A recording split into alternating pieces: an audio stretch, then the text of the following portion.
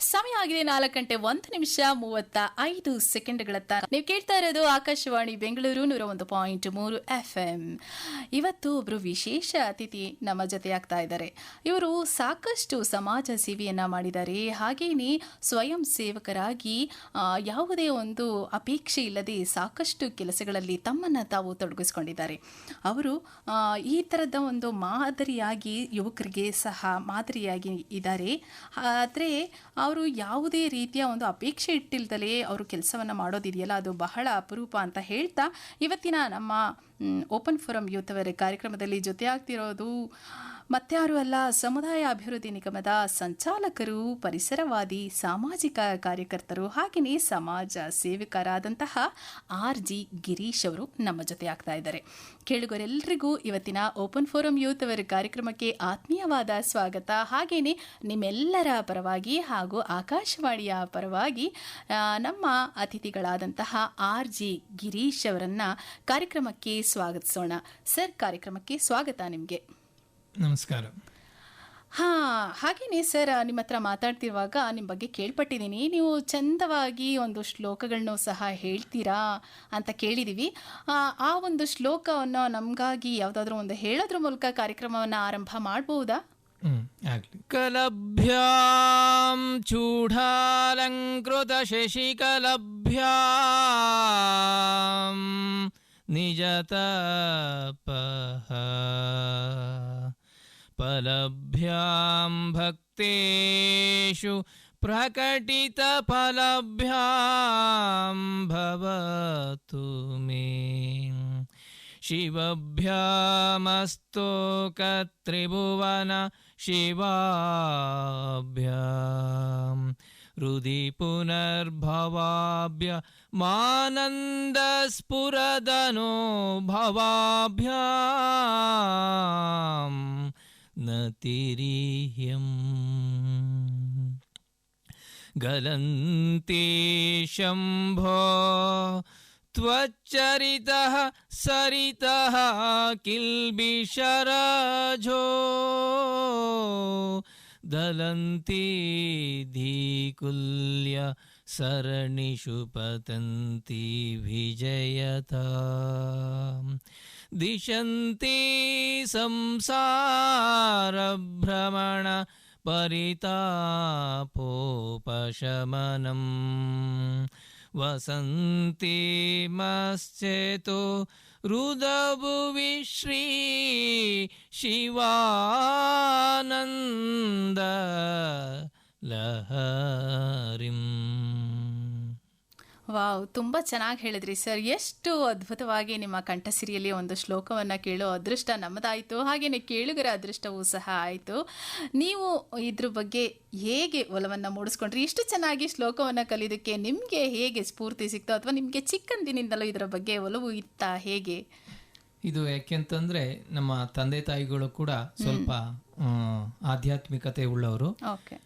ಹಾಗಾಗಿ ಪ್ರತಿ ಶನಿವಾರ ಕೂಡ ನಾವು ಒಂದು ಮನೆಯಲ್ಲಿ ಭಜನೆಯನ್ನು ಮಾಡತಕ್ಕಂಥ ಒಂದು ಪದ್ಧತಿ ಹವ್ಯಾಸ ಇತ್ತು. ಈಗಲೂ ಕೂಡ ಅದನ್ನು ಮುಂದುವರ್ಸ್ಕೊಂಡು ಬರ್ತಾ ಇದೀವಿ.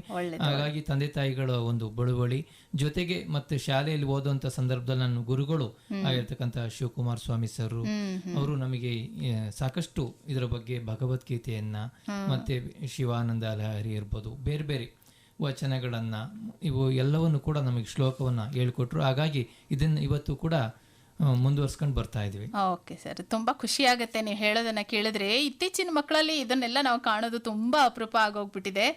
ಸೊ ನೀವು ಒಂದು ಮಾದರಿ ಆಗ್ತೀರಾ. ನಿಮ್ಮಂತೆಯೇ ಎಲ್ಲರೂ ಸಹ ಒಂದು ಶ್ಲೋಕವನ್ನ ಕಲಿಯೋದ್ರ ಮೂಲಕ ನಮ್ಮ ಸಂಸ್ಕೃತಿ ಸಂಪ್ರದಾಯವನ್ನು ಉಳಿಸೋದ್ರ ಮೂಲಕ ನಾವು ಸಹ ಒಂದು ಭಾರತದ ಸಂಸ್ಕೃತಿನ ಎತ್ತಿ ಹಿಡಿಬೋದು ಅಂತ ಹೇಳ್ಬೋದಲ್ವಾ ಅಲ್ವಾ? ಓಕೆ, ಆಯ್ತು, ತುಂಬಾ ಚೆನ್ನಾಗಿ ಹೇಳಿದ್ರಿ. ನಿಮ್ಮ ಒಂದು ಶ್ಲೋಕದಿಂದ ನಮಗೂ ಸಹ ಕಾರ್ಯಕ್ರಮ ಒಳ್ಳೆ ರೀತಿಯಲ್ಲಿ ಆರಂಭ ಆಯಿತು ಅಂತ ಅನ್ಕೋತೀವಿ.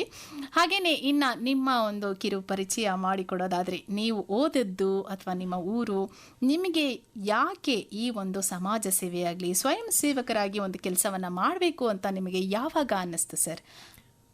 ಯಾಕೆಂತಂದ್ರೆ ಇದು ನಮಗೆ ಹೇಳ್ದಾಗೆ ನಾವು ಸ್ವಲ್ಪ ನಮ್ಮ ಗ್ರಾಮದಲ್ಲೂ ಕೂಡ ನಮ್ಮ ತಂದೆ ತಾಯಿಗಳು, ನಮ್ಮ ಅಜ್ಜ ಪ್ರತಿ ವಾರವೂ ಕೂಡ ಗ್ರಾಮಕ್ಕಾಗಿ ಒಂದು ಊರ ಹಟ್ಟಿ ಕೆಲಸ ಅಂತ ಮಾಡರು, ಅಂದ್ರೆ ಅದು ಪದ ಬಳಸರು, ಊರ ಹಟ್ಟಿ ಕೆಲಸ ಅಂತ ಪ್ರತಿ ಸೋಮವಾರ 1 ಗಂಟೆಯನ್ನ ಶ್ರಮದಾನ ಮಾಡರು. ಅದು ನೋಡ್ತಾ ಇದ್ದೆ ನಾನು ನಮ್ಮ ಸಣ್ಣ ಹುಡುಗನಲ್ಲಿ ಇದ್ದಾಗ. ಅದನ್ನ ನೋಡ್ತಾ ನೋಡ್ತಾ ನಾವು ಕೂಡ ಈ ತರ ಅವರು ಮಾಡ್ತಾರೆ, ಗ್ರಾಮಕ್ಕಾಗಿ ಸೇವೆ ಮಾಡ್ತಾ ಇದ್ದಾರೆ, 1 ಗಂಟೆ ಶ್ರಮದಾನ ಮಾಡಿ ಒಂದು ಗ್ರಾಮದಲ್ಲಿ ಅಟ್ಲೀಸ್ಟ್ 100 ಮನೆ ಇದ್ರೆ 100 ಜನ ಬಂದ್ರು 100 ಗಂಟೆ ಆಗೋದು. ತುಂಬಾ ಗ್ರಾಮಗಳನ್ನ ಸಾಕಷ್ಟು ಒಂದು ಸೇವೆಗಳು ಮಾಡೋರು. ಸಾಕಷ್ಟು ಏನಾದ್ರು ಗ್ರಾಮಗಳಲ್ಲಿ ಸಮಸ್ಯೆಗಳಿದ್ರೆ ಅವ್ರು ಶ್ರಮದಾನದ ಮೂಲಕ ಸರಿಪಡಿಸ್ಕೊಳ್ತಾ ಇದ್ರು. ಇದು ತುಂಬಾ ಒಳ್ಳೆ ಕೆಲಸ ಅಲ್ವಾ ಅಂತ, ಯಾಕೆ ನಾವು ಕೂಡ ಏನಾದ್ರೂ ಕೈಲಾದ ಮಟ್ಟಿಗೆ ನಾವು ಕೂಡ ಮುಂದುವರಿಸಬಾರ್ದು ಅಂತ ಹೇಳ್ತಾ ಅದನ್ನ ನಾವು ವಿದ್ಯಾರ್ಥಿ ಜೀವನದಲ್ಲಿ ಹಂತವಾಗಿ ಬಂದು ಅದನ್ನು ಕೂಡ ಮುಂದುವರ್ಸಕ್ಕೆ ಒಂದು ಆಲೋಚನೆಯನ್ನ ಬೆಳೆಸ್ಕೊಂಡು ಬರ್ತಾ ಇದೀವಿ. ಇದು ಕೂಡ ನಿಮ್ಮ ಒಂದು ಸ್ವಯಂ ಮನಸ್ಥಿತಿಯಿಂದನೇ ನೀವು ಮಾಡೋದಿಕ್ಕೆ ಮುಂದಾಗಿದ್ದು. ಖಂಡಿತವಾಗಿ ಯಾರ ಒಂದು ಪ್ರೇರಣೆ ಇಲ್ದಲೆ, ಯಾರ ಒಂದು ಒತ್ತಾಯ ಇಲ್ದಲೆ ಸಹ ನೀವೇ ಸ್ವಂತವಾಗಿ ನಿಮ್ಮ ಮನಸ್ಸಿಗೆ ಬಂದಂತೆ ನೀವು ಮಾಡ್ತಾ ಹೋಗ್ತಾ ಇದ್ದೀರಾ ಇವಾಗ. ಇಲ್ಲ, ಖಂಡಿತ ಇದು ಅದೇ ಹೇಳಿದ್ನಲ್ಲ, ತಂದೆ ತಾಯಿಗಳದ್ದು ಒಂದು ಪ್ರೇರಣೆ, ಜೊತೆಗೆ ನಾವು ಶಾಲೆ ಅವಧಿಗೆ ಬಂದಾಗ ಗುರುಗಳದ್ದು ಶಿಕ್ಷಕರದಿರುತ್ತೆ, ಮತ್ತೆ ಹಂತವಾಗಿ NSS ಮುಂದೆ ಬಂದ ಪದವಿ ಓದುವಂತ ಸಂದರ್ಭದಲ್ಲಿ NSS ವಿದ್ಯಾರ್ಥಿ ಆದಾಗ NSS ಪ್ರಭಾವ ಇರುತ್ತೆ. ಅದರ ಜೊತೆಗೆ ಈಗ ಭಾರತ್ ಸ್ಕೌಟ್ಸ್ ಅಂಡ್ ಗೈಡ್ಸ್ ನಲ್ಲಿ ಸೇರ್ಪಡೆ ಆಗಿರೋದ್ರಿಂದ ಸುದೀರ್ಘವಾಗಿ ಇದರಲ್ಲಿ ಸೇವೆಯನ್ನು ಮಾಡ್ತಾ ಮುಂದುವರಿತಾ ಇದ್ದೀವಿ. ಹಾಗಾದ್ರೆ ನಿಮ್ದು ವಿದ್ಯಾಭ್ಯಾಸ ನಾವು ಓದಿದ್ದೆಲ್ಲ ನಮ್ದು ಮೂಲತಃ ರಾಮದೇವ್ರಪುರ ಹಾಸನ ತಾಲೂಕು, ಮತ್ತೆ ರಾಮದೇವ್ರಪುರದಲ್ಲಿ 1 ರಿಂದ 4ನೇ ತರಗತಿ ತನಕ, ನಂತರ ಯಲಗುಂದ ಅಂತ ಗ್ರಾಮದಲ್ಲಿ 5 ರಿಂದ 7ನೇ ತರಗತಿ ತನಕ, ಮತ್ತೆ ಬುಧೇಶ್ವರ ಸ್ವಾಮಿ ಮಠ ಅಂತ ಬಿಡಾರದಳ್ಳಿ ಅಂತ ಇದೆ, ಅಲ್ಲಿ 8 ರಿಂದ ಒಂದು PUC ತನಕ ವ್ಯಾಸಂಗ ಮಾಡಿ ನಂತರ ಡಿಗ್ರಿಯನ್ನ ಹಾಸನ ಸರ್ಕಾರಿ ಕಲಾ ಕಾಲೇಜಿನಲ್ಲಿ ವ್ಯಾಸಂಗವನ್ನು ಮುಕ್ತಾಯ ಮಾಡಿದ್ವು. ಆಯ್ತು. ಹಾಗೇನೆ ನಿಮ್ಮ ವಿದ್ಯಾಭ್ಯಾಸ ಮುಗಿದ ತಕ್ಷಣ ನಿಮಗೆ ಯಾವ್ದಾದ್ರು ಒಂದು ಕೆಲಸವನ್ನ ಮಾಡಬೇಕು, ಯೂಶಲಿ ಎಲ್ಲರೂ ಡಿಗ್ರಿ ಮುಗಿದ ತಕ್ಷಣ ಯಾವ್ದಾದ್ರು ಒಂದು ಕೆಲಸಕ್ಕೆ ಜಾಯಿನ್ ಆಗಿ ನಮ್ಮ ಒಂದು ಭವಿಷ್ಯವನ್ನು ರೂಪಿಸ್ಕೋಬೇಕು ಅಂತ ಹೇಳ್ತಿರ್ತಾರೆ. ಅದಾದ ನಂತರ ನಿಮಗೆ ಯಾವ ಒಂದು ಕ್ಷೇತ್ರದಲ್ಲಿ ನಾನು ಮುಂದುವರಿಬೇಕು ಅಂತ ನಿಮ್ಗೆ ಅನ್ನಿಸ್ತು? ನಾವು ಯಾಕೆಂತಂದ್ರೆ ಈಗ ಮೂಲತಃ ಕೃಷಿಕರು, ಕೃಷಿಯನ್ನು ಮಾಡ್ಕೊಂಡು ಈಗಲೂ ಕೂಡ ಬರ್ತಾ ಇದೀವಿ. ಕೃಷಿಯ ಜೊತೆಗೆ ಈಗ ಸಮುದಾಯಕ್ಕೆ ಏನಾದ್ರೂ ಕೂಡ ನಾವು ಕೊಡುಗೆಯನ್ನು ಕೊಡಬೇಕು ಅಂತ ಹೇಳಿ ಆಲೋಚನೆ ಮಾಡೋಂಥ ಸಂದರ್ಭದಲ್ಲಿ ಭಾರತ್ ಸ್ಕೌಟ್ಸ್ ಅಂಡ್ ಗೈಡ್ಸ್ ಅಲ್ಲಿ ನಮಗೆ ಹಾಸನದಲ್ಲಿ ASOC ಲೋಕೇಶ್ ಸರ್ ಅಂತ ಇದ್ರು. ಅವರು ಆ ಸಂದರ್ಭದಲ್ಲಿ ಈ ತರ ಸ್ಕೌಟಿಂಗ್ ಸೇರ್ಪಡೆ ಆಗುವಂತೇಳಿ ಕಳೆದ ಒಂದು 20 ವರ್ಷದ ಹಿಂದೆ ಅವರು ನಮಗೆ ಕರೆದು ಸೇರ್ಪಡೆಯನ್ನ ಮಾಡ್ಕೊಂಡ್ರು ಹಾಸನದಲ್ಲಿ. ಆ ಸಂದರ್ಭದಿಂದ ನಾವು ಇಲ್ಲಿಯ ತನಕ ನಾವು ಏಕಲವ್ಯ ರೋವರ್ ಮುಕ್ತದಳ ಅಂತ ಒಂದು ಘಟಕಕ್ಕೆ ಒಂದು ಹೆಸರನ್ನು ಇಟ್ಕೊಂಡು ಇಲ್ಲಿಯ ತನಕನೂ ಕೂಡ ನಾವು ಸೇವೆಯನ್ನು ಮಾಡ್ಕೊಂಡು ಬರೋದಕ್ಕೆ ಸಾಧ್ಯ ಆಗ್ತಾ ಇದೆ. ಸುಮಾರು ಹಾಗಾದ್ರೆ ಈ ಒಂದು 20 ವರ್ಷಗಳಿಂದ ನಿಮ್ಮ ಸೇವೆಯನ್ನ ನೀವು ಸಲ್ಲಿಸ್ತಾ ಇದ್ದೀರಾ? ಹೌದು. ಇದಕ್ಕೆಲ್ಲ ಹೇಗೆ ಸರ್, ನೀವು ಒಬ್ಬರೇ ಮಾಡ್ತೀರಾ ಅಥವಾ ಯಾರಾದ್ರೂ ಟೀಮ್ ಇರತ್ತಾ ಅಥವಾ ನೀವೇ ಕಟ್ಕೋತೀರಾ ಟೀಮು, ಹೇಗೆ ಇದೆಲ್ಲ? ಇದು ನಮ್ದು ಏಕಲವ್ಯ ರೋವರ್ ಮುಕ್ತದಳ ಅಂದ್ರೆ ಇದು ಒಂದು ಮುಕ್ತದಳ ಅಂದ್ರೆ ಮುಕ್ತ ವಿಶ್ವವಿದ್ಯಾನಿಲಯ ಇರ್ತವಲ್ಲ ಅದೇ ತರ ಒಂದು ನಮ್ದು ಮುಕ್ತದಳಕ್ಕೆ ವಿವಿಧ ಹಾಸನ ಜಿಲ್ಲೆಯ ವಿವಿಧ ಭಾಗಗಳಲ್ಲಿ ಇರತಕ್ಕಂತ ವಿದ್ಯಾರ್ಥಿಗಳು ಅಥವಾ ವಿದ್ಯಾಭ್ಯಾಸ ಮಾಡ್ತಾ ಇರೋರು ಅಥವಾ ಮಾಡದಲ್ಲೇ ಇರೋಂತವ್ರು ನಮ್ಮ ತಂಡಕ್ಕೆ ಬಂದು ಸೇರ್ಪಡೆ ಆಗ್ತಾರೆ. ಶಾಲಾ ಕಾಲೇಜು ಮಕ್ಕಳು ಅಲ್ಲ, ಒಂದು 15 ವರ್ಷ ಮೇಲ್ಪಟ್ಟು 15 ವರ್ಷ ಮೇಲ್ಪಟ್ಟು ಅಂತ ವಿದ್ಯಾರ್ಥಿಗಳು, 25 ವರ್ಷದ ಒಳಗಡೆ ಇರೋಂತ ವಿದ್ಯಾರ್ಥಿಗಳು ಬಂದು ಸೇರ್ಪಡೆ ಆಗ್ತಾರೆ. ಅವರು ಡಿಗ್ರಿಯನ್ನ ಎಜುಕೇಶನ್ PUC ಮಾಡೋರು PUC ಓದ್ತಾರೆ, ನಂತರ ಡಿಗ್ರಿ ಮಾಡೋರು ಕೂಡ ಸೇರ್ಪಡೆ ಆಗ್ತಾರೆ. ಜೊತೆಗೆ ಶಿಕ್ಷಣ ಮುಗಿದ ಮೇಲೆ ಅವರು ವಿವಿಧ ಬೇರೆ ಬೇರೆ ಉನ್ನತ ವ್ಯಾಸಂಗ ಹೋಗ್ತಾರೆ. ಕೆಲವರು ಬೇರೆ ಬೇರೆ ಕ್ಷೇತ್ರಗಳಿಗೆ ಹೋದ್ರು ಕೂಡ ಇದರಲ್ಲಿ ನಮ್ಮ ತಂಡದ ಜೊತೆಗೆ ನಿರಂತರವಾಗಿ ಸೇವೆಗೆ ಕೈ ಜೋಡಿಸ್ತಾರೆ. ಓಕೆ, ಆದ್ರೆ ಯಾರು ಕೂಡ ಶಿಕ್ಷಣಕ್ಕೆ ಒಂದು ತೊಂದರೆಯನ್ನ ಮಾಡ್ಕೊಂಡಿಲ್ಲ, ಶಿಕ್ಷಣದ ಜೊತೆಗೆ ಸಾಕ್ತಾ ಇರ್ತಾರೆ. ಹೌದು, ಶಿಕ್ಷಣಕ್ಕೆ ಇದು ಸ್ಕೌಟ್ಸ್ ಗೈಡ್ಸ್ ಅಂತಂದ್ರೆ ಶಿಕ್ಷಣಕ್ಕೆ ಬಹಳಷ್ಟು ಪೂರಕವಾಗಿದೆ. ಹಾಗಾಗಿ ಎಲ್ಲರೂ ಕೂಡ ಒಂದು ಸ್ವಯಂ ಪ್ರೇರಿತರಾಗಿ ಸೇರ್ಪಡೆಗೊಳ್ತಾರೆ. ಓಕೆ, ಅದಾದ ನಂತರ ಅದು ಬಿಟ್ಟು ನೀವು ಬೇರೆ ಏನು ಕೆಲಸಗಳನ್ನ ಮಾಡ್ತಿದ್ದೀರಾ?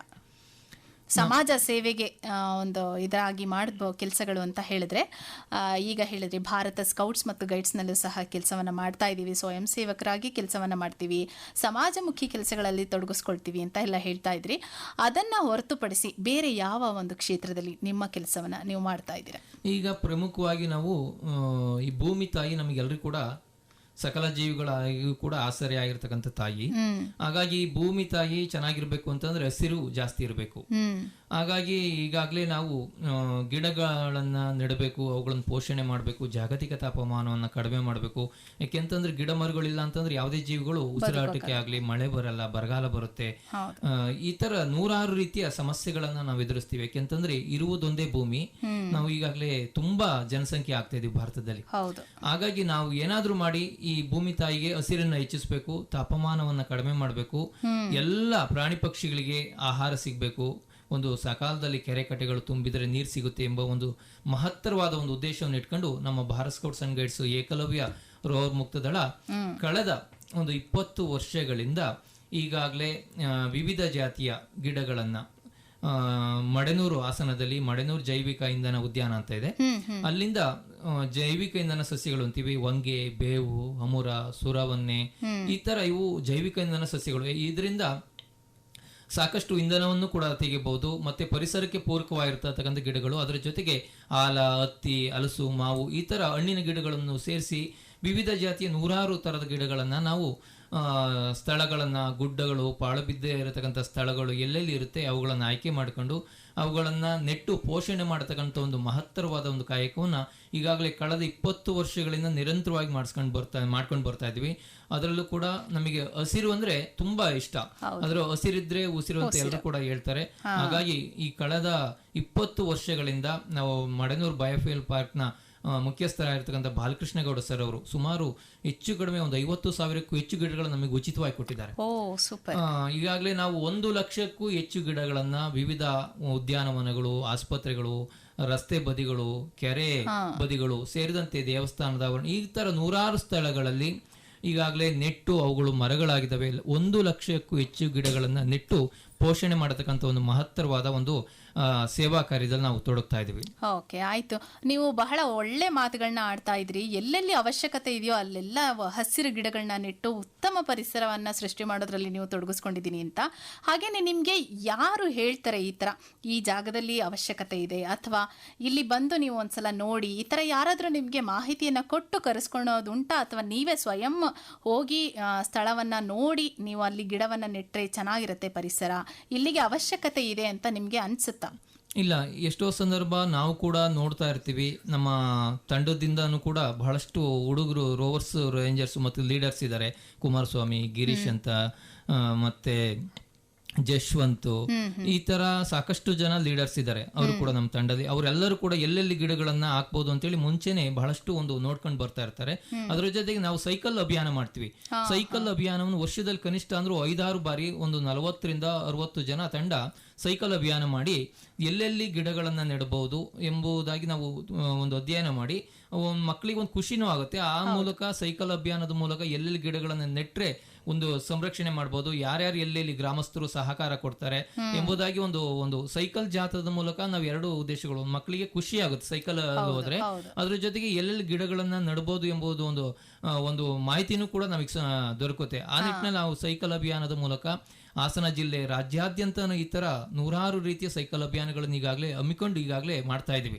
ಅದ್ರ ಮೂಲಕ ನಮಗೆ ಸಾಕಷ್ಟು ಮಾಹಿತಿ ಸಿಗುತ್ತೆ. ಗಿಡಗಳನ್ನ ನೆಡೋದಕ್ಕೆ ಅದು ಕೂಡ ಸಾಕಷ್ಟು ಪೂರಕವಾಗಿದೆ.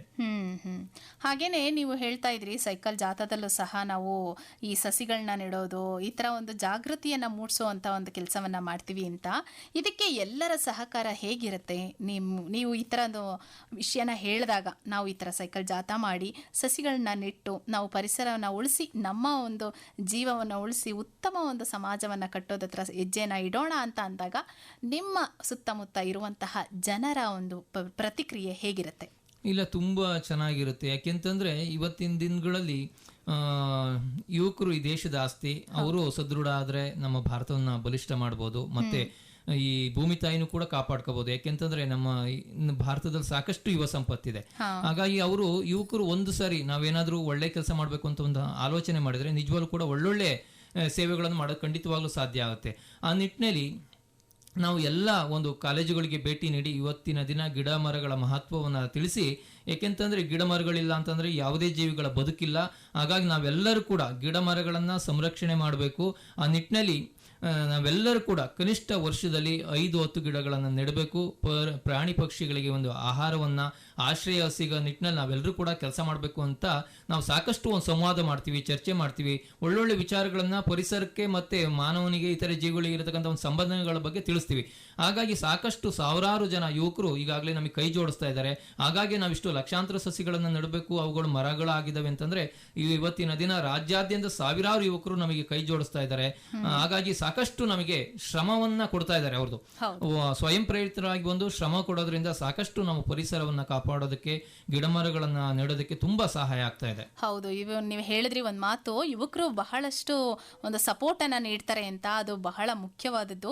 ಯಾಕೆಂದ್ರೆ ಇತ್ತೀಚಿನ ಹುಡುಗರು ಇದ್ರ ಬಗ್ಗೆ ಎಲ್ಲ ಅಷ್ಟು ಆಸಕ್ತಿಯನ್ನ ಹೊಂದಲ್ಲ. ಆದ್ರೆ ನೀವು ಅವರಿಗೆ ಅರಿವನ್ನ ಮೂಡಿಸಿ ನಿಮ್ಮೊಟ್ಟಿಗೆ ಅವರು ಕೈ ಜೋಡಿಸೋಕೆ ನೀವು ಒಂದು ಮಾಹಿತಿಯನ್ನ ನೀಡೋದ್ರ ಮೂಲಕ ಅವ್ರನ್ನ ಆಕರ್ಷಣೆ ಮಾಡ್ತಿರಲ್ಲ, ಅದಕ್ಕೆ ನಾವು ತುಂಬಾ ಖುಷಿಯನ್ನ ಪಡಬೇಕು. ಹಾಗಾಗಿ ಸಾಕಷ್ಟು ಗಿಡಗಳನ್ನ ನೆಟ್ಟಿದೀವಿ ಅಂತ ಹೇಳಿದ್ರಿ. ಒಟ್ಟು ಇದುವರೆಗೂ ನೀವು ಎಷ್ಟು ಗಿಡಗಳನ್ನ ನೆಟ್ಟಿ ಎಷ್ಟು ಮರಗಳಾಗಿ ಬೆಳೆಸಿದೀರಾ ನೀವು ಅದನ್ನ? ಕನಿಷ್ಠ ಈಗಾಗಲೇ ನಾವು 1 ಲಕ್ಷಕ್ಕೂ ಹೆಚ್ಚು ಗಿಡಗಳು ಈಗಾಗಲೇ ನಮಗೆ ಮರಗಳಾಗಿದ್ದಾವೆ. ತುಂಬಾ ಸಂತೋಷ ಆಗುತ್ತೆ ನಮಗೆ. ಇವತ್ತು ಸಂತೃಪ್ತಿ ಇದೆ ನಮಗೆ. ತುಂಬಾ ಒಂದು ಮನಸ್ಸಿಗೆ ಎಲ್ಲಾದ್ರೂ ಒಂದು ಗಿಡ ಮರಗಳು, ನಾವು ಸಿಟಿ ನಗರದಲ್ಲಿ ನಾವೆಲ್ಲರೂ ಹೋದ್ರೆ ನಾವು ನೆಟ್ಟಿರ್ತಕ್ಕಂಥ ಮರದ ಕೆಳಗಡೆ ನಿಂತ್ರೆ ಹಣ್ಣು ನೋಡ್ಬೋದು ಅಥವಾ ನೆರಳು ನೋಡ್ಬೋದು. ತುಂಬಾ ಸಂತಸ ಆಗುತ್ತೆ. ನಮ್ಮ ತಂಡಕ್ಕೂ ಕೂಡ ತುಂಬಾ ಆನಂದ ಆಗ್ತಾ ಇರುತ್ತೆ. ಅವರು ಶ್ರಮ ಹಾಕಿದ್ದಾರೆ, ಆದ್ರೂ ಕೂಡ ಇವತ್ತಿನ ದಿನ ಮರಗಳಾಗಿರೋದ್ರಿಂದ ಹಸಿರಿನ ನೋಡ್ಬೋದು. ಬಹಳಷ್ಟು ಒಂದು ಖುಷಿ ಆಗುತ್ತೆ. ಅದರ ಜೊತೆಗೆ ಯಾಕೆಂತಂದ್ರೆ ನಾವು ಸಾಕಷ್ಟು ಯಾಕೆಂತಂದ್ರೆ ಪರಿಸರ ಇಲ್ಲ ಅಂತಂದ್ರೆ ಯಾರು ಕೂಡ ಬದುಕೋಕ್ ಸಾಧ್ಯ ಇಲ್ಲ. ಹಾಗಾಗಿ ಒಂದು ಪರಿಸರ ಸಂರಕ್ಷಣೆಯಲ್ಲಿ ಪ್ರತಿಯೊಬ್ಬರ ಪಾಲ್ಗೊಳ್ಳುವಿಕೆ ಎಷ್ಟು ಅವಶ್ಯಕ ಎಂಬುದನ್ನು ನಾವು ತಿಳುವಳಿಕೆ ಕೊಡ್ತಾ ಇದೀವಿ. ಜೊತೆಗೆ ಮನೆ ಮುಂದೆ ಒಂದು ಗಿಡ ಇರಬೇಕು, ಭೂಮಿ ಹೆಸರಾಗಿರ್ಬೇಕು, ಒಂದು ಪ್ರಾಣಿ ಪಕ್ಷಿಗಳಿಗೆ ಒಂದು ಆಸರೆ ಆಗ್ಬೇಕು ಅಂತೇಳಿ ಒಂದು ಅಭಿಯಾನವನ್ನು ಕೂಡ ನಾವು ಈಗಾಗಲೇ ಸಾಕಷ್ಟು ವರ್ಷಗಳಿಂದ ಮಾಡ್ಕೊಂಡು ಬರ್ತಾ ಇದ್ದೀವಿ. ಖುಷಿ ಆಗುತ್ತೆ ನಿಮ್ಮ ಮಾತುಗಳನ್ನ ಕೇಳ್ತಾ ಇದ್ರೇನೆ, ಬಹಳ ಖುಷಿ ಆಗುತ್ತೆ. ನಿಮ್ಗೆ ಈ ತರದ ಒಂದು ಆಲೋಚನೆನ ಇಟ್ಕೊಂಡಿರುವಂತಹ ನಿಮ್ಮ ಮನಸ್ಥಿತಿ ಎಷ್ಟು ಮುಗ್ಧವಾಗಿದೆ ಅಂತ ನಮಗೆ ಇವಾಗಲೇ ತಿಳಿತಾ ಇದೆ. ಸೊ ಮತ್ತಷ್ಟು ಮಾತಾಡೋಣ ನಿಮ್ಮ ಜೊತೆ. ಇನ್ನ ಏನೆಲ್ಲ ಕೆಲಸಗಳನ್ನ ಮಾಡ್ತಾ ಇದ್ದೀರಾ, ಇನ್ನಷ್ಟು ಆಲೋಚನೆಗಳನ್ನ ಇಟ್ಕೊಂಡು ನೀವು ಯಾವೆಲ್ಲ ಒಂದು ಸಮಾಜ ಸೇವೆಯಲ್ಲಿ ತೊಡಗಿಸ್ಕೊಂಡಿದ್ದೀರಾ ಅಂತ ಮತ್ತಷ್ಟು ಮಾತಾಡೋಣ. ಈಗ ಒಂದು ಪುಟ್ಟ ವಿರಾಮವನ್ನು ತಗೊಳ್ಳೋಣ. ವಿರಾಮ ಅಂದ್ರೆ ಒಂದು ಗೀತೆಯನ್ನ ಕೇಳ್ಕೊಂಡು ವಾಪಸ್ ಆಗೋಣ. ಕೇಳ್ತಾ ಇದ್ರ ಕೇಳಿದರೆ ಆಕಾಶವಾಣಿ ಬೆಂಗಳೂರು 101 ತಗೊಂಡು ಹೋಗ್ತಾ ಇದ್ರು. ನಾನು ನೋಡ್ತಾ ಇದ್ದೆ ಇವತ್ತಿನ ದಿನಗಳಲ್ಲಿ ಅದು ತುಂಬಾ ಕಡಿಮೆ ಆಗ್ತಾ ಇದೆ. ಎಲ್ಲರೂ ಕೂಡ ಬಟ್ಟೆ ಬ್ಯಾಗ್ಗಳನ್ನ ತಗೊಂಡೋಗಿ ಎಲ್ಲ ತರಕಾರಿ ಬೇರೆ ಬೇರೆ ಪದಾರ್ಥಗಳನ್ನ ತಗೋಬರೋರು. ಅವಾಗ ಯಾವುದೇ ರೀತಿ ಒಂದು ಪ್ಲಾಸ್ಟಿಕ್ಗೆ ಅವಕಾಶಗಳು ಇರ್ತಿರ್ಲಿಲ್ಲ, ತೊಂದರೆ ಆಗ್ತಾ ಇರಲಿಲ್ಲ. ಹಿಂದೆ ನಮ್ಮ ಅಜ್ಜಿಯರು ಇರ್ಬೋದು, ಎಲ್ಲರೂ ಕೂಡ ಭೂಮಿನ ದೇವರಂತ ಪೂಜಿಸ್ತಾ ಇದ್ರು. ಹಾಗಾಗಿ ಮಣ್ಣನ್ನು ಕೂಡ ಎಷ್ಟೋ ಜನ ಕಣ್ಣಿಗೆ ಒತ್ಕೊಳ್ತಾ ಇದ್ರು. ಇದೇ ನಮ್ಮ ತಾಯಿ. ಅದನ್ನು ಕೂಡ ನಮ್ಮ ಆರೋಗ್ಯನ ಹೇಗ್ ಕಾಪಾಡ್ಕೋತೀವಿ ಅದೇ ರೀತಿ ಮಣ್ಣನ್ನು ಸಹ ಒಂದು ಕಾಪಾಡೋದ್ರಲ್ಲಿ ಅವರು ತೊಡಗಿಸ್ಕೊತಾ ಇದ್ರು ಹಿರಿಯರು ಮುಂಚೆ ಅಲ್ವಾ? ಖಂಡಿತವಾಗ್ಲು. ಹಾಗಾಗಿ ತುಂಬಾ ಸಹಾಯ ಆಗ್ತಾ ಇತ್ತು. ಅವತ್ತಿನ ದಿನಗಳಲ್ಲಿ ಪ್ಲಾಸ್ಟಿಕ್ಗೆ ಕಡಿವಾಣ ಆಗ್ತಾ ಇತ್ತು. ಆದ್ರೆ ಇವತ್ತಿನ ದಿನಗಳಲ್ಲಿ ಒಂದು ಸಂತೆಗೆ ಇರ್ಬೋದು ಅಥವಾ ಬೇರೆ ಬೇರೆ ಕಾರಣಕ್ಕೆ ಎಲ್ಲೋ ಆದ್ರೂ ಕೂಡ ಯಾರು ಕೂಡ ಬಟ್ಟೆ ಬ್ಯಾಗ್ಗಳನ್ನ ಅಥವಾ ಪರಿಸರಕ್ಕೆ ಪೂರಕವಾಗಿರ್ತಕ್ಕಂಥ ಒಂದು ವಸ್ತುಗಳನ್ನ ತೆಗೆದುಕೊಂಡೋಗಿ ಮನೆಗೆ ಬೇಕಾಗಿರ್ತಕ್ಕಂಥ ಅಗತ್ಯವಾದ ವಸ್ತುಗಳನ್ನ ತರತಕ್ಕಂಥ ಒಂದು ಪದ್ಧತಿ ಕಡಿಮೆ ಆಗ್ತಾ ಇದೆ. ಇದರಿಂದ ಪ್ಲಾಸ್ಟಿಕ್ ಒಂದು ಭಾಗದಲ್ಲಿ ಹೆಚ್ಚುತ್ತಾ ಇದೆ. ಮತ್ತೆ ಇನ್ನ ಬೇರೆ ಬೇರೆ ಸಂದರ್ಭಗಳಲ್ಲೂ ಕೂಡ ತಿಂಡಿ ತಿನಿಸು ಅಥವಾ ಬೇರೆ ಬೇರೆ ಸಂದರ್ಭಕ್ಕೂ ಆದ್ರೂ ಕೂಡ ಎಲ್ಲರೂ ಕೂಡ ಪ್ಯಾಕಿಂಗ್ ಮಾಡ್ತಾ ಇದ್ದಾರೆ. ಒಂದು ಎಲ್ಲರೂ ಕೂಡ ನಾವು ಫಾಸ್ಟ್ ಫುಡ್ ಗೆ ಹೇಗೆ ಹೋಗ್ತಾ ಇದೀವಿ, ಹೆಚ್ಚೆಚ್ಚು ಪ್ಲಾಸ್ಟಿಕ್ ಕೂಡ ಆಡ್ ಆಗ್ತಾ ಹೋಗ್ತಾ ಇದೆ. ಈ ಸಂದರ್ಭದಿಂದ ನಮಗೆ ಬಹಳಷ್ಟು ಪ್ಲಾಸ್ಟಿಕ್ ಯಥೇಚ್ಛವಾಗಿ ಒಂದು ಭೂಮಿ ತಾಯಿಗೆ, ನಮಗೆ ಮನುಷ್ಯನಿಗೆ ಹೇಗೆ ಊಟವನ್ನು ಹೆಚ್ಚಾಗಿ ತಿಂದಂತ ಸಂದರ್ಭದಲ್ಲಿ ಜೀರ್ಣಶಕ್ತಿ ಇರಲ್ವೋ ಹಾಗೆ ಇವತ್ತಿನ ದಿನದಲ್ಲಿ ಭೂಮಿಗೂ ಕೂಡ ಸಾಕಷ್ಟು ಪ್ಲಾಸ್ಟಿಕ್ ಅನ್ನು ಹಾಕಿ ಜೀರ್ಣಶಕ್ತಿ ಇಲ್ಲದ ರೀತಿಯಲ್ಲಿ ನಾವು ಕಡಿಮೆ ಮಾಡ್ತಾ ಇದೀವಿ. ಫಲವತ್ತತೆ ಕಡಿಮೆ ಆಗ್ತಾ ಇದೆ. ಅಂತರ್ಜಲ ಕೆಳಗಡೆ ಸೇರುತ್ತಿರೋದ್ರಿಂದ ಅಂತರ್ಜಲ ಸೇರ್ತಾ ಇಲ್ಲ, ಅಂತರ್ಜಲ ಕಡಿಮೆ ಆಗ್ತಾ ಇದೆ. ಯಾಕೆಂತಂದ್ರೆ ಪ್ಲಾಸ್ಟಿಕ್ ಸೇರ್ತಾ ಇದೆ, ಅದು ಕರಗ್ತಾ ಇಲ್ಲ. ಎಷ್ಟು 100 ವರ್ಷ ಆದ್ರೂ ಒಂದೊಂದು ಪ್ಲಾಸ್ಟಿಕ್ ಕರಗಲ್ಲ ಅಂತ ಹೇಳಿ ಎಷ್ಟೋ ಒಂದು ವರದಿಗಳು ಹೇಳ್ತವೆ. ಇಂಥ ಸಂದರ್ಭದಲ್ಲಿ ಇವತ್ತಿನ ದಿನ ನೋಡಿ, ಜುಲೈ 3 ವಿಶ್ವ ಒಂದು ಪ್ಲಾಸ್ಟಿಕ್ ಮುಕ್ತ ದಿನ ಅಂತಾನು ಕೂಡ ಇಡೀ ವಿಶ್ವಾದ್ಯಂತ ಈಗ ಆಚರಣೆ ಮಾಡ್ತಾ ಇದ್ದಾರೆ. ಇಂಥ ಸಂದರ್ಭದಲ್ಲಿ ನಾವು ಪ್ಲಾಸ್ಟಿಕ್ ಅನ್ನ ಎಲ್ಲರೂ ಕೂಡ ಕಡ್ಡಾಯವಾಗಿ ಒಂದು ಪರಿಸರಕ್ಕೆ ಪೂರಕವಾಗಿರ್ತಕ್ಕಂಥ ಬಟ್ಟೆ ಬ್ಯಾಗ್ಗಳನ್ನ ಬಳಸೋ ನಿಟ್ಟಿನಲ್ಲಿ ಆಲೋಚನೆ ಮಾಡಿದ್ರೆ ಈ ಖಂಡಿತವಾಗ್ಲೂ ಬಹಳಷ್ಟು ಈ ಒಂದೇ ಭೂಮಿ, ಆ ಭೂಮಿಯನ್ನ ಸುಸ್ಥಿತಿಯಲ್ಲಿ ಇಟ್ಕೋಬೇಕು ಅಂತಂದ್ರೆ ಪ್ರತಿಯೊಬ್ಬರ ಕಾಳಜಿ ಖಂಡಿತವಾಗ್ಲೂ ಬೇಕು. ಮನೆಯಲ್ಲಿ ನಮ್ಮ ತಾಯಿ ಆರೋಗ್ಯವಾಗಿದ್ದಾಗ ನಾವು ಹೇಗೆ ಖುಷಿಯಾಗಿರ್ತೀವೋ ಹಾಗೆ ಈ ಭೂಮಿ ತಾಯಿ ಆರೋಗ್ಯವಾಗಿದ್ದಾಗ ಮಾತ್ರ ನಾವೆಲ್ಲರೂ ಕೂಡ ಸಂತೋಷವಾಗಿ ಇರೋದಕ್ಕೆ ಸಾಧ್ಯ. ಹಾಗಾಗಿ ಭೂಮಿಯನ್ನ ಹೊರತುಪಡಿಸಿ ಯಾರು ಕೂಡ ಆರೋಗ್ಯವಾಗಿ ಅಥವಾ ಹರ್ಷದ ಆನಂದ ಬದುಕನ್ನು ಯಾರು ಕೂಡ ನಿರೀಕ್ಷೆ ಮಾಡಕ್ ಸಾಧ್ಯ ಇಲ್ಲ. ಹಾಗಾದ್ರೆ ನೀವು ಇದು ಪ್ಲಾಸ್ಟಿಕ್ ಇಂದ ಭೂಮಿಯನ್ನ ಕಾಪಾಡಬೇಕು ಅನ್ನೋದಾದ್ರೆ ಯಾವೆಲ್ಲ ಕ್ರಮಗಳನ್ನ ತಗೋತೀರಾ? ನೀವೇನೆಲ್ಲ ಕೆಲಸವನ್ನ ಮಾಡ್ತಾ ಇದ್ದೀರಾ? ಈಗ ನಾವು ನಮ್ಮ ತಂಡದ ವತಿಯಿಂದ ನಾವು ಮನೆಗೆ ಹೋಗಿ ಜಾಗೃತಿ ಮೂಡಿಸ್ತಾ ಇದೀವಿ. ಏನು ಒಂದ್ ವೇಳೆ ಪ್ಲಾಸ್ಟಿಕ್ ತಂದ್ರೆ ಅದನ್ನ ಕ್ರಮಬದ್ಧವಾಗಿ ಅದನ್ನು ಜೋಡಿಸುವಂತ ಒಂದು ಹೇಳ್ತಾ ಇದೀವಿ, ವಿಧಾನವನ್ನ ಹೇಳ್ತಾ ಇದೀವಿ. ಅದನ್ನ ನಂತರ ದಿನಗಳಲ್ಲಿ ರೋಡ್ ಬೇರೆ ಬೇರೆ ಮಾಡೋ ಸಂದರ್ಭಗಳಲ್ಲಿ ಅದನ್ನ ಬಳಸಕ್ಕೂ ಕೂಡ ಕೊಡಿಸ್ತಾ ಇದೀವಿ. ಒಂದು ಮತ್ತೆ ಪ್ಲಾಸ್ಟಿಕ್ ಬಾಟಲ್ಗಳು ಬರ್ತವೆ, 2 ಲೀಟರ್ದು ಜ್ಯೂಸ್ ಬಾಟಲ್, ಅದಕ್ಕೆ ಚಾಕ್ಲೇಟ್ ಜೀರಿಗಳು ಬೇರೆ ಬೇರೆ ಕವರ್ಗಳು ಬರುತ್ತಲ್ಲ ಅದನ್ನ ತುಂಬಿಸ್ತಾ ಇದೀವಿ. ವಿದ್ಯಾರ್ಥಿಗಳಿಗೆ ಹೋಗಿ ಜಾಗೃತಿ ಮೂಡಿಸ್ತಾ ಇದೀವಿ. ನಿಮಗೆ ಪ್ಲಾಸ್ಟಿಕ್ ಸಿಕ್ಕಿದ್ರೆ ಈ ತರ ಒಂದು ಬಾಟಲ್ ತಗೊಂಡು ಇದನ್ನ ಒಳಗಡೆ ಹಾಕಿ, ಒಂದು ವರ್ಷ ಆದ್ರೂ ಕೂಡ ಬಾಟಲ್ ತುಂಬಲ್ಲ. ಅದ್ ಮಕ್ಕಳಿಗೆ ಒಂದು ಅಥವಾ ಬಹುಮಾನ ಕೊಡ್ತೀವಿ, ಅಥವಾ ಇದನ್ನ ಪರಿಸರವನ್ನು ಕಾಪಾಡಬೇಕು, ಈ ಪರಿಸರ ನಮ್ಮ ತಾಯಿ ನಮ್ಮನ್ನು ಕಾಪಾಡ್ತಾ ಇದೆ ಅಂತ ಒಂದು ಕಾಳಜಿಯನ್ನ ಅಥವಾ ಇದರಿಂದ ಮಹತ್ವವನ್ನು ತಿಳಿಸಿದರೆ, ಪ್ಲಾಸ್ಟಿಕ್ ನಿಂದ ಆಗ್ತಾ ಇರ್ತಕ್ಕಂಥ ಒಂದು ಅನಾನುಕೂಲವನ್ನು ತಿಳಿಸಿದರೆ ನಿಜವಾಗ್ಲೂ ಕೂಡ ಬದಲಾವಣೆ ಖಂಡಿತವಾಗ್ಲೂ ಸಾಧ್ಯ. ಆ ನಿಟ್ಟಿನಲ್ಲಿ ಈ ಕೆಲಸವನ್ನ ಮಾಡ್ಕೊಂಡು ಬರ್ತಾ ಇದೀವಿ ನಾವು. ಆಯ್ತು. ಆದ್ರೆ ನೀವು ಹೇಳಿದ್ರಿ ಈ ಪ್ಲಾಸ್ಟಿಕ್ ಮುಕ್ತ ಭಾರತವನ್ನ ನೋಡ್ಬೇಕು ಅಂತ ಹೇಳಿದ್ರೆ ನಾವು ಚಿಕ್ಕಂದಿನಿಂದಲೇ ಅದ್ರ ಬಗ್ಗೆ ಮಾಹಿತಿಯನ್ನ ನೀಡ್ತಾ ಬಂದ್ರೇನೆ ಸಾಧ್ಯ. ಆದ್ರೇನೆ ಮಾತ್ರ ನಾವು ಈ ಒಂದು ಪ್ಲಾಸ್ಟಿಕ್ ಮುಕ್ತ ಒಂದು ದೇಶವನ್ನ ನೋಡ್ಬೋದು, ಮಣ್ಣನ್ನ ನೋಡ್ಬೋದು, ಫಲವತ್ತತೆಯನ್ನ ನೋಡ್ಬೋದು ಅಲ್ವಾ? ಖಂಡಿತವಾಗ್ಲೂ. ಹಾಗಾದ್ರೆ ನೀವು ಅದನ್ನ ಹೊರತುಪಡಿಸಿ ಈಗ ರಕ್ತದಾನ ಶಿಬಿರಗಳು ಮತ್ತೆ ಕಡ್ಡಾಯವಾಗಿ ಮತಜಾಗೃತಿಯನ್ನ ಮಾಡುವಂತಹ ಸಾಕಷ್ಟು ಅಭಿಯಾನವನ್ನ ಮಾಡಿದಿರಿ ಅಂತ ಹೇಳ್ತಾ ಇದ್ರಿ. ಇದೆಲ್ಲ ಹೇಗೆ ಸಾಧ್ಯ ಆಗುತ್ತೆ ನಿಮ್ಗೆ? ಈಗ ನಾವು ನೂರಾರು ರೀತಿಯ ಕಾರ್ಯಕ್ರಮಗಳನ್ನು ಮಾಡ್ಕೊಂಡು ಬರ್ತಾ ಇದೀವಿ ನಮ್ಮ ಘಟಕದ ವತಿಯಿಂದ. ನಮ್ಮ ಇಲ್ಲಿರತಕ್ಕಂಥ ನೂರಾರು ರೋವರ್ಸ್ ರೇಂಜರ್ಸ್ಗಳು ಅದೇ ರೀತಿ ಒಂದು ಸೇವೆಯನ್ನ ಕೊಡಬೇಕು, ಸೇವೆಯನ್ನು ಮಾಡ್ಬೇಕು ಅಂತ ಒಂದು ಬಹಳಷ್ಟು ಒಂದು ಸೇವಾ ಗಣಿಗಳಾಗಿದ್ದಾರೆ. ಆಗಿರೋದ್ರಿಂದ ನಮಗೆ ಹೆಚ್ಚೆಚ್ಚು ಸೇವೆಗಳನ್ನು ಮಾಡೋಕೆ ಅವರೊಂಥರ ಶಕ್ತಿ ತುಂಬ್ತಾ ಇದ್ದಾರೆ. ಈಗ ನಾವು ಕಡ್ಡಾಯ ಮತದಾನ ಅಂತಂದ್ರೆ 18 ವರ್ಷ ಆಗಿರ್ತಕ್ಕಂಥ ಯಾವುದೇ ಕಾಲೇಜುಗಳು ಇದ್ದಂಥ ಸಂದರ್ಭಗಳಲ್ಲಿ ನಾವು ಅವ್ರಿಗೆ ಹೋಗಿ 18 ವರ್ಷ ಆಗಿದೆ, ಕಡ್ಡಾಯವಾಗಿ ನೀವು ಮೊದಲು ಮತದಾರ ಪಟ್ಟಿಗೆ ಸೇರ್ಪಡೆ ಆಗಬೇಕು. ನಮಗೆ ಸಂವಿಧಾನ ಕೊಟ್ಟಿರ್ತಕ್ಕಂಥ ಮತದಾನದ ಹಕ್ಕನ್ನು ಚಲಾಯಿಸಬೇಕು ಅಂದ್ರೆ ನಾವೆಲ್ಲರೂ ಕೂಡ ಮತದಾರ ಪಟ್ಟಿಗೆ ನಮ್ಮ ಹೆಸರನ್ನ ಮೊದಲು ಸೇರ್ಪಡೆ ಮಾಡಬೇಕು ಅಂತೇಳಿ ಅವರಿಗೆ ಒಂದು ಮನವರಿಕೆ ಮಾಡಿ ಮತ್ತು ಮತದಾನದ ಒಂದು ಮಹತ್ವವನ್ನು ಕುರಿತು ನಾವು 5-10 ನಿಮಿಷಗಳ ಕಾಲ ಅವ್ರಿಗೆ ಚರ್ಚೆ ಮಾಡ್ತೀವಿ, ಸಂವಾದ ಮಾಡ್ತೀವಿ. ಆ ನಂತರ ದಿನಗಳಲ್ಲಿ ಅವರು ಕೂಡ ಸೇರ್ಪಡೆ ಆಗ್ತಾರೆ. ಅದರ ಜೊತೆಗೆ ಮತದಾನ ಈಗ ಲೋಕಸಭೆ ಇರ್ಬೋದು ಅಥವಾ ಬೇರೆ ಬೇರೆ ಚುನಾವಣೆ ಬಂದ ಸಂದರ್ಭದಲ್ಲಿ ನಾವು ಕಡ್ಡಾಯವಾಗಿ ಮತದಾನ ಮಾಡಬೇಕು ಅಂತೇಳಿ ಸೈಕಲ್ ಅಭಿಯಾನ ಮಾಡ್ತೀವಿ. ಸೈಕಲ್ ಅಭಿಯಾನವನ್ನು ಮಾಡಿ ಕಡ್ಡಾಯವಾಗಿ ಮತದಾನ ಮಾಡಿ, ಏಕೆಂದ್ರೆ ಭಾರತ ಸಂವಿಧಾನ ಕೊಟ್ಟಿರ್ತಕ್ಕಂಥ ಮತದಾನ ಹಕ್ಕನ್ನು ಕಡ್ಡಾಯವಾಗಿ ಚಲಾಯಿಸಬೇಕು. ನಾವೆಲ್ಲರೂ ಪ್ರಜಾಪ್ರಭುತ್ವ ಬಲಗೊಳಿಸಬೇಕು ಅಂದ್ರೆ ಒಂದು ಪವಿತ್ರವಾದ ಒಂದು ಹಕ್ಕನ್ನ ಚಲಾಯಿಸಬೇಕು ಅಂತೇಳಿ ನಾವು ಅವರಿಗೆ ಒಂದು ಜಾಗೃತಿಯನ್ನ ನಿರಂತರವಾಗಿ ಮಾಡ್ಕೊಂಡು ಬರ್ತಾ ಇದ್ದೀವಿ. ಇನ್ನು ರಕ್ತದಾನ ಶಿಬಿರಗಳಲ್ಲೂ ಸಹ ನೀವು ತೊಡಗಿಸ್ಕೋತೀರಾ. ನಿಮ್ಮ ಒಂದು ತಂಡ ಕೂಡ ಇದೆ, ಇದಕ್ಕೆ ಯುವಕರು ಯುವತಿಯರು ಸಹ ಇದಕ್ಕೆ ಒಂದು ಉತ್ತೇಜನವನ್ನ ನೀಡ್ತಾರೆ, ಪ್ರೋತ್ಸಾಹವನ್ನ ನೀಡ್ತಾರೆ ಅಂತ ಹೇಳ್ತಾ ಇದ್ರಿ. ಹೇಗಿರುತ್ತೆ ಸ್ಪಂದನೆ ಎಲ್ಲ? ಈಗ ನಾವು ನಮ್ಮ ತಂಡದ ಜೊತೆಗೆ ಈಗಾಗಲೇ ನಾವು ನೂರಾರು ರಕ್ತದಾನ ಶಿಬಿರಗಳನ್ನ ಮಾಡ್ತಾ ಇದೀವಿ. ಈಗ ಮಾಡಿದೀವಿ ಸಾವಿರಾರು ಯೂನಿಟ್ ರಕ್ತ ಸಂಗ್ರಹವನ್ನ ಸಂಗ್ರಹಣೆ ಮಾಡಿ ಅಲ್ಲಿ ಸರ್ಕಾರಿ ಆಸ್ಪತ್ರೆಗೆ, ಹಾಸನದ ಜಯಚಾಮರಾಜೇಂದ್ರ ಆಸ್ಪತ್ರೆಗೆ ಒಂದು ಒಂದು ನಿಟ್ಟಿನಲ್ಲಿ ಅವರೇ ಬರ್ತಾರೆ. ನಾವು ಕ್ಯಾಂಪ್ಗಳನ್ನ ಶಿಬಿರಗಳನ್ನ ಆಯೋಜನೆ ಮಾಡ್ತೀವಿ. ನಮ್ಮ ಯುವಕರು ಅಥವಾ ರೋವರ್ಸ್ ರೇಂಜರ್ಸ್ ಇರ್ಬೋದು, ಬೇರೆ ಬೇರೆ ವಿದ್ಯಾರ್ಥಿಗಳು ಕೂಡ ಸ್ವಯಂ ಪ್ರೇರಿತ ರಕ್ತದಾನ ಶಿಬಿರಗಳಲ್ಲಿ ಪಾಲ್ಗೊಳ್ತಾರೆ. ಏಕೆಂದ್ರೆ ಒಬ್ಬರು ರಕ್ತದಾನ ಮಾಡೋದ್ರಿಂದ 4 ಜನರ ಜೀವ ಉಳಿಸಬಹುದು ಎಂಬುದು ಒಂದು ಎಲ್ರಿಗೂ ಕೂಡ ಗೊತ್ತಾಗ್ತಾ ಇದೆ. ಯಾಕೆಂದ್ರೆ ರಕ್ತನೇ ಪರ್ಯಾಯ, ಹಾಗಾಗಿ ಬೇರೆ ಏನು ಕೂಡ ಆಗೋದಿಲ್ಲ. ಇಂಥ ಒಂದು ಮಹತ್ತರವಾದ ಒಂದು ಸೇವಾ ಕಾರ್ಯದಲ್ಲಿ ಸಾಕಷ್ಟು ಜನ, ಸಾವಿರಾರು ವಿದ್ಯಾರ್ಥಿಗಳು ಈಗಾಗಲೇ ರಕ್ತದಾನ ಮಾಡಿದ್ದಾರೆ. ತುಂಬಾ ಸಂತೋಷದ ವಿಚಾರ. ಯಾಕೆಂತಂದ್ರೆ ನಾವು ಯುವಕರು ಒಂದೊಂದ್ಸರಿ ಸಹಕಾರ ನೀಡಲ್ಲ, ಕೇಳಲ್ಲ, ಮಾತಲ್ಲ ಅಂತ ಹೇಳ್ತಾ ಇರ್ತೀವಿ. ಆದ್ರೆ ನಮ್ಮ ಈ ಹೇಳೋದಾದ್ರೆ ಖಂಡಿತವಾಗ್ಲೂ ಇದಿಲ್ಲ. ಯುವಕರ ಜೊತೆ ನಾವು ಮಾತಾಡಬೇಕು, ಸಮಯ ಕೊಡಬೇಕು. ನಿಮ್ಮಿಂದ ಏನೆಲ್ಲ ಸೇವೆಗಳು ಈ ಸಮುದಾಯಕ್ಕೆ, ಈ ಒಂದು ರಾಷ್ಟ್ರಕ್ಕೆ ಅವಶ್ಯಕವಾಗಿದೆ ಅಂತ ಹೇಳಿ ಅವರಿಗೆ ಗಮನಕ್ಕೆ ತಂದ್ರೆ ನಿಜವಾಗ್ಲೂ ಕೂಡ ಸ್ಪಂದಿಸ್ತಾರೆ ಅನ್ನೋದು ನನ್ನ ಭಾವನೆ. ಹೌದು, ಯಾಕೆಂದ್ರೆ ನಿಮ್ಗೆ ಅದ್ರ ಅನುಭವ ಆಗಿರುತ್ತೆ, ಹಾಗಾಗಿ ನೀವು ಈ ತರದ ಒಂದು ಒಳ್ಳೆ ಮಾತನ್ನ ಹೇಳ್ತಾ ಇದ್ದೀರಾ. ಸೊ ಕೇಳುಗರೆಲ್ಲರೂ ಕೇಳಿಸ್ಕೊತಾ ಇರ್ತಾರೆ. ಯುವಕರು ಆದಷ್ಟು ಒಂದು ದೇಶದ ಉನ್ನತಿಗಾಗಿ, ದೇಶದ ಒಂದು ಉಳಿವಿಗಾಗಿ ಸಾಕಷ್ಟು ಮನಸ್ಸಿನ ಒಂದು ಆಲೋಚನೆಗಳನ್ನು ಬದಲಾಯಿಸ್ಕೋಬೇಕು. ದೇಶವನ್ನು ಉಳಿಸೋದಾಗ್ಲಿ, ನಮ್ಮ ಸುತ್ತಮುತ್ತ ಇರುವಂತಹ ಪರಿಸರವನ್ನು ಕಾಪಾಡೋದಾಗ್ಲಿ, ಇದೆಲ್ಲದರ ಬಗ್ಗೆ ಹೆಚ್ಚಿನ ಗಮನವನ್ನು ಗಮನ ಹರಿಸಿದ್ರೆ ಖಂಡಿತ ಒಂದು ಉತ್ತಮ ಸಮಾಜವನ್ನ ಕಟ್ಟೋದಕ್ಕೆ ನಾವು ಸಹ ಒಂದು ಅಳಿಲು ಸೇವೆ ಮಾಡ್ದಂಗೆ ಆಗತ್ತೆ ಅಂತ ಒಂದು ಹೇಳ್ತಾ ಇದ್ದಾರೆ ಈ ಒಂದು ಮಾತನ್ನ. ಸೊ ಹೀಗೆ ಸಾಕಷ್ಟು ಕಾರ್ಯಗಳಲ್ಲಿ ನಿಮ್ಮನ್ನು ನೀವು ತೊಡಗಿಸ್ಕೊಂಡಿದ್ದೀರಾ. ಯಾವುದೇ ಒಂದು ಅಪೇಕ್ಷೆ ಇಲ್ಲದೆ ಸಹ ನೀವು ಸ್ವಯಂ ಪ್ರೇರಿತರಾಗಿ ಇದರಲ್ಲಿ ನೀವು ತೊಡಗಿಸ್ಕೊಂಡಿದ್ದೀರಾ ಅಂತಲೂ ಹೇಳ್ತಾ ಇದ್ರಿ. ಇದಕ್ಕೆ ಯಾರಾದರೂ ನಿಮಗೆ ನಾವು ಬರ್ತೀವಿ, ನಮ್ಮಿಂದ ಏನಾದರೂ ಬೇಕಾದರೆ ಸಹಾಯವನ್ನು ತಗೊಳ್ಳಿ, ಅಥವಾ ನೀವು ಈ ಥರ ಒಂದು ತಂಡವನ್ನು ಕರೆದುಕೊಂಡು ಬನ್ನಿ, ನಾವು ನಿಮಗೆ ಸಹಾಯ ಮಾಡ್ತೀವಿ, ನಿಮಗೆ ಯಾವೆಲ್ಲ ಸೌಕರ್ಯಗಳು ಬೇಕು, ಏನೆಲ್ಲ ಬೇಕು, ಈ ಥರ ಎಲ್ಲ ಹೇಳ್ತಾರಾ? ಪಬ್ಲಿಕ್ಸ್ ಎಲ್ಲ ಹೇಳ್ತಾರಾ? ಸ್ಪಂದನೆ ಮಾಡ್ತಾರಾ? ಖಂಡಿತವಾಗ್ಲೂ ಇದೆ. ನಾವು ಏಕೆಂತಂದ್ರೆ ನಾವು ಈಗ ಸೇವೆಯನ್ನ ಮಾಡ್ತಾ ಇರೋದ್ರಿಂದ ಆತರ ಸಾಕಷ್ಟು ಜನ ದಾನಿಗಳು ಬಂದು ಒಂದು ಊಟವನ್ನು ಕೊಡಿಸ್ತಾರೆ.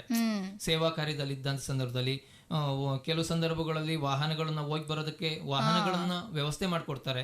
ಯಾಕೆಂತಂದ್ರೆ ಇಷ್ಟು ಸೇವೆಗಳು ಮಾಡ್ಬೇಕು ಅಂತಂದ್ರೆ ಖಂಡಿತವಾಗ್ಲೂ ಸಾಧ್ಯ ಇಲ್ಲ.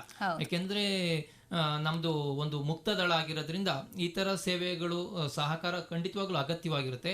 ನಾವು ಒಂದೊಂದು ಗ್ರಾಮಗಳಿಗೆ ಅಥವಾ ಗಿಡ ನೆಡತಕ್ಕಂತ ಒಂದು ಗ್ರಾಮಗಳಿಗೆ ಹೋದಂತ ಸಂದರ್ಭದಲ್ಲಿ ಅವರೇ ಊಟ ತಿಂಡಿ ಮಾಡ್ಕೊಡ್ತೀವಿ, ಬನ್ನಿ ನಮ್ ಗ್ರಾಮಕ್ಕೆ ಬಂದಿದ್ದೀರಾ, ನಮಗಾಗಿ ಒಂದು ಹಸಿರನ್ನ ಹೆಚ್ಚಿಸೋದಕ್ಕೆ, ಗಿಡಗಳನ್ನು ಬೆಳೆಸೋದಕ್ಕೆ ನೀವು ಇಷ್ಟೆಲ್ಲ ಮಾಡ್ತಾ ಇದ್ದೀರಾ ಅಂತ ನಾವು ನಮ್ದೊಂದು ಪುಟ್ಟದಾದ ಒಂದು ಅಳಿಲು ಸೇವೆ ನಮ್ದು ಕೂಡ ಇರ್ಲಿ ಅಂತೇಳಿ ಎಷ್ಟೋ ಜನ ಉದಾರತೆಯಿಂದ ಊಟವನ್ನ, ತಿಂಡಿಯನ್ನ ಅಥವಾ ವಾಹನಗಳನ್ನ ವ್ಯವಸ್ಥೆ ಮಾಡಿಕೊಟ್ಟು ಅವರು ಇವತ್ತಿಗೂ ಕೂಡ ನಿಮ್ ಜೊತೆ ನೆರವಾಗಿದ್ದಾರೆ, ಸಹಾಯ ಮಾಡ್ತಾ ಇದ್ದಾರೆ, ಸಹಾಯ ಹಸ್ತವನ್ನ ನೀಡ್ತಾ ಇವತ್ತು ನಿಮ್ಮ ಜೊತೆಯಲ್ಲಿ ಸಾಕಷ್ಟು ಮಂದಿ ಇದ್ದಾರೆ ಅಂತ ಹೇಳ್ತಾ ಇದ್ದೀರಾ. ಸೊ ಮತ್ತಷ್ಟು ಮಾತಾಡೋಣ ನಿಮ್ಮೊಟ್ಟಿಗೆ. ಇನ್ನು ಚಂದದ ಮಾತುಕತೆಯನ್ನ ಆಡೋದು ಇದೆ.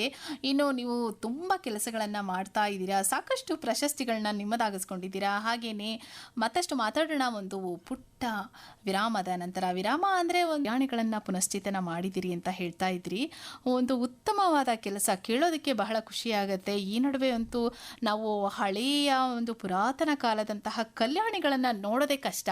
ಅಂಥದ್ರಲ್ಲಿ ಅವರು ಕೆಲವೊಂದು ಕಡೆ ನಾವು ಗಮನಿಸಿದಾಗ ಅವನ್ನೆಲ್ಲ ಪಾಳು ಬೀಳಿಸ್ಬಿಟ್ಟಿರ್ತಾರೆ.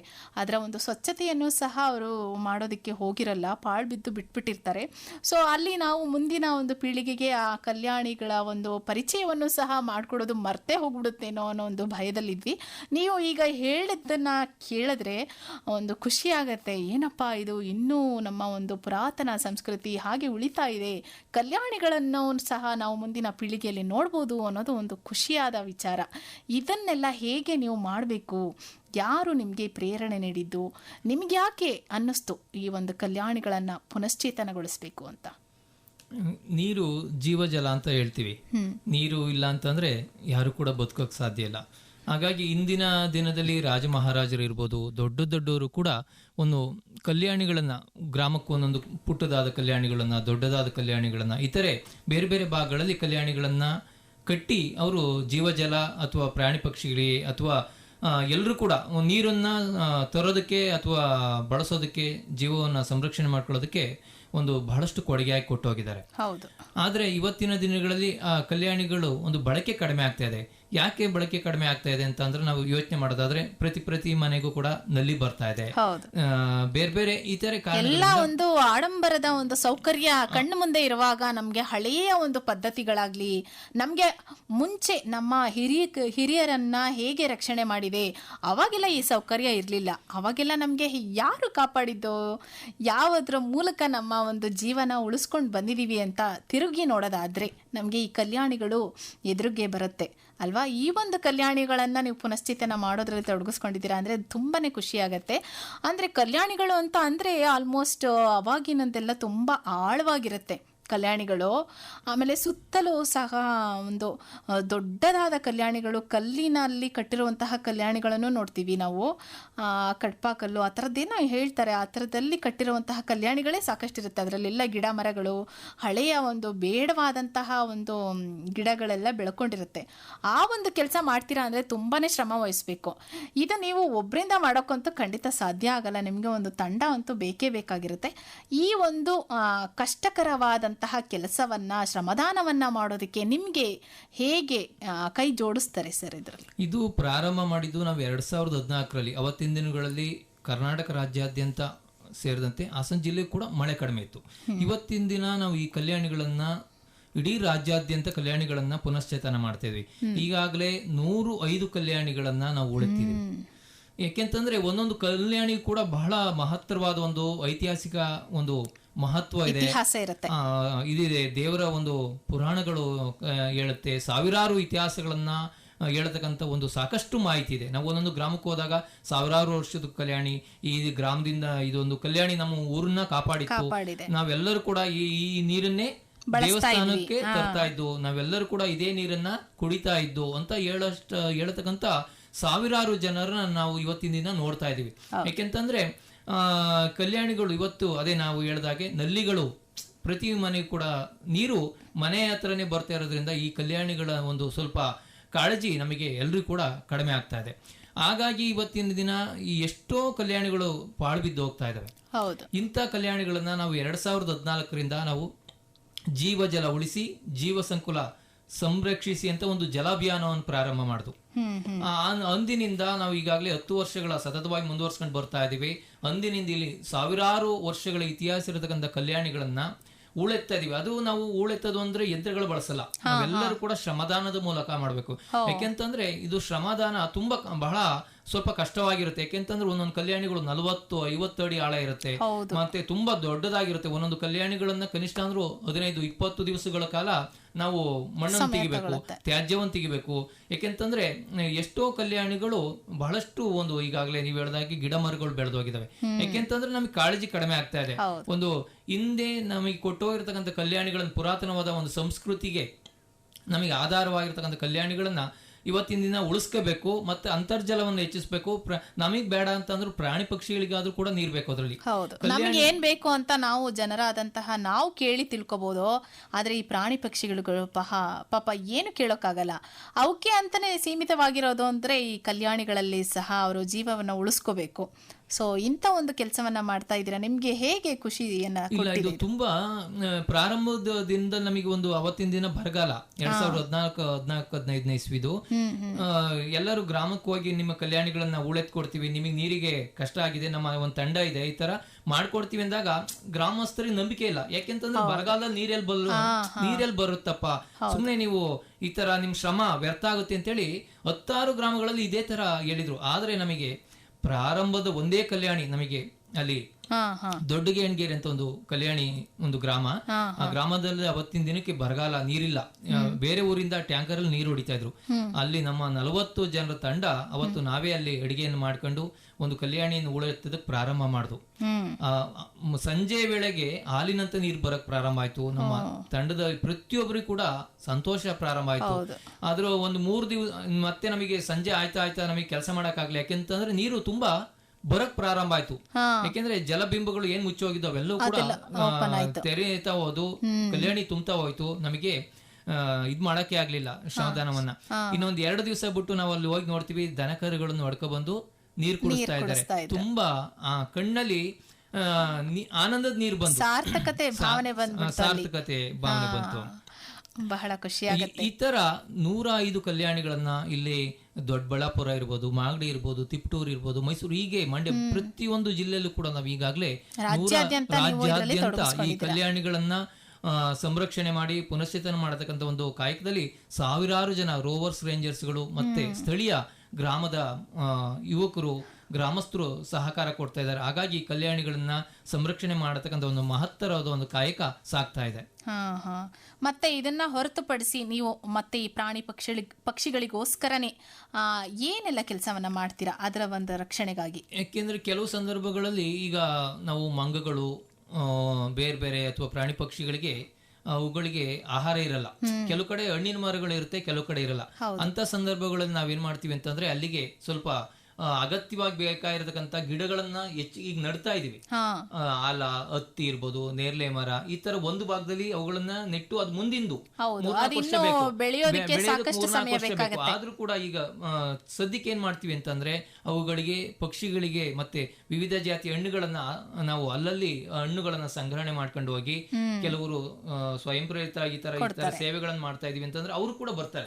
ಈ ತರ ಸೇವೆ ಮಾಡಕ್ ತುಂಬಾ ಖುಷಿ. ನಾವ್ ಹೇಳ್ಬೇಕಷ್ಟೇ, ಸಮುದಾಯಕ್ಕೆ ಈ ತರ ಒಳ್ಳೆ ಸೇವೆಗಳನ್ನು ಮಾಡ್ಬೋದು, ಈ ತರ ಮಾಡಿದ್ರೆ ತುಂಬಾ ನಿಮಗೂ ಕೂಡ ಮನಸ್ಸಿಗೆ ಖುಷಿ ಆಗುತ್ತೆ ಅಂತ ಹೇಳಿದ್ರೆ ಅವರು ಕೂಡ ಬಾಯಿಗಳಾಗ್ತಾರೆ. ಕೆಲವರು ಹಿಂಜರಿಕೆ ಮಾಡೋ ಆಸಕ್ತಿ ಇರುತ್ತೆ, ಹಿಂಜರಿಕೆಯಿಂದ ಹಿಂದೆನೆ ಉಳಿದ್ಬಿಟ್ಟಿರ್ತಾರೆ. ಯಾರಾದ್ರೂ ಒಂದು ಹೆಜ್ಜೆನ ಮುಂದೆ ಇಟ್ರೆ ಅವರ ಹಿಂದೆ ಸಾಕಷ್ಟು ಜನರು ಬರೋ ಸಾಧ್ಯತೆ ಕೂಡ ಸಾಕಷ್ಟಿದೆ ಅಲ್ವಾ? ಖಂಡಿತವಾಗ್ಲು ಇಂತಹ ಸೇವೆಗಳನ್ನು ಮಾಡಿದ್ರೆ ನಿಮಗೆ ಒಂದು ಮನಸ್ಸಿಗೆ ಸಂತೃಪ್ತಿ, ಧನ್ಯತಾ ಭಾವ ಬರುತ್ತೆ ಅಂತ ಹೇಳಿದ್ರೆ ನಿಜವಾಗ್ಲೂ ಕೂಡ 100 ಜನ ನಾವು ಒಂದು ಕೇಳಿದ್ರೆ ಅಥವಾ ಹೇಳಿದ್ರೆ ಕನಿಷ್ಠ ಅದ್ರಲ್ಲಿ ಒಂದು 30-40 ಜನರು ಕೂಡ ಇದರಲ್ಲಿ ಭಾಗಿಗಳಾಗ್ತಾರೆ.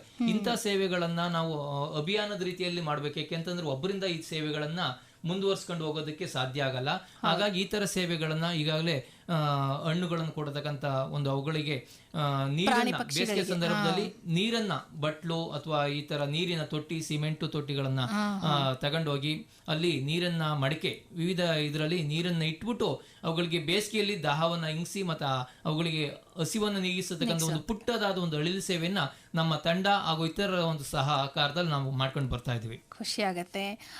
ನಿಮ್ಮ ಒಂದು ನನಗೆ ತುಂಬಾ ಒಂದು ಆಸಕ್ತಿ ಮತ್ತೆ ಖುಷಿಯನ್ನ ಕೊಟ್ಟಂತ ವಿಷಯ ಅಂದ್ರೆ ಈ ಕಲ್ಯಾಣಿಗಳನ್ನ ಪುನಶ್ಚೇತನಗೊಳಿಸೋದು, ಹಾಗೆ ಪ್ರಾಣಿ ಪಕ್ಷಿಗಳನ್ನ ರಕ್ಷಣೆ ಮಾಡೋದ್ರಲ್ಲಿ ನಿಮ್ಮ ಒಂದು ಪಾತ್ರ ಇದೆ ಅನ್ನೋದನ್ನ ಕೇಳೋಕೆ ಖುಷಿ ಆಗತ್ತೆ.